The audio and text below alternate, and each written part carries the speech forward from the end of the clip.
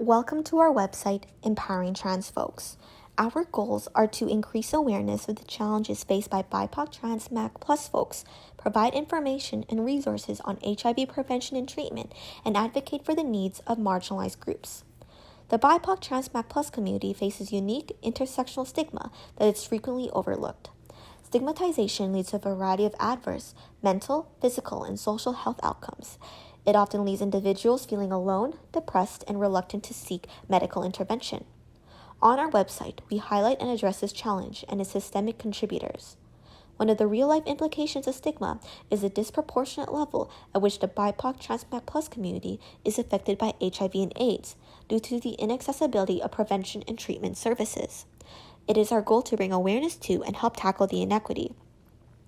In our first section, we provide an overview of 3 HIV prevention strategies with the aim of educating the public and raising awareness. We introduce pre-exposure prophylaxis, or PrEP, and the importance of using condoms and protection during intercourse. We also examine the importance of better sexual health education for HIV control and prevention. In our current initiative section, we outline existing resources and programs against HIV and AIDS in Canada.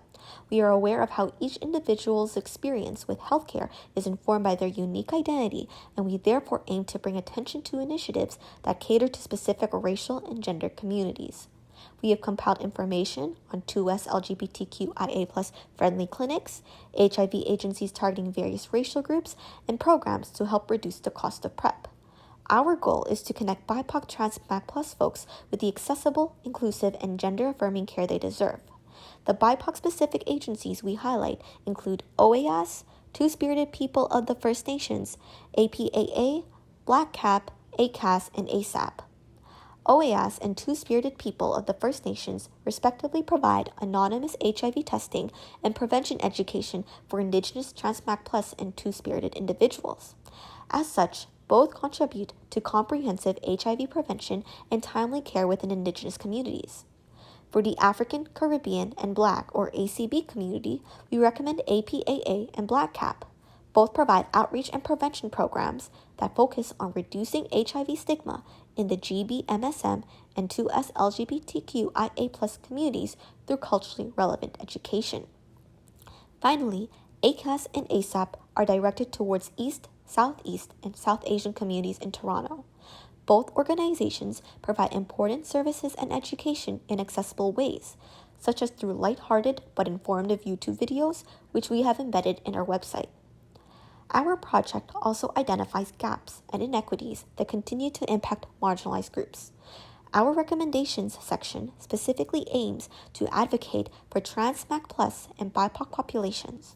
We highlight 4 key areas of change and provide concrete suggestions to move towards more equitable healthcare. First, we discuss imbalances in fund allocation towards HIV prevention and therapy. For example, the Toronto Urban Health Fund allocates significantly fewer funds to projects that target HIV prevention, and Indigenous, ACB, and trans-focused care initiatives especially bear the brunt of this shortage. We emphasize the importance of increasing government and private investment in HIV prevention strategies. We also advocate for the Trans Health Card and trans-inclusive care.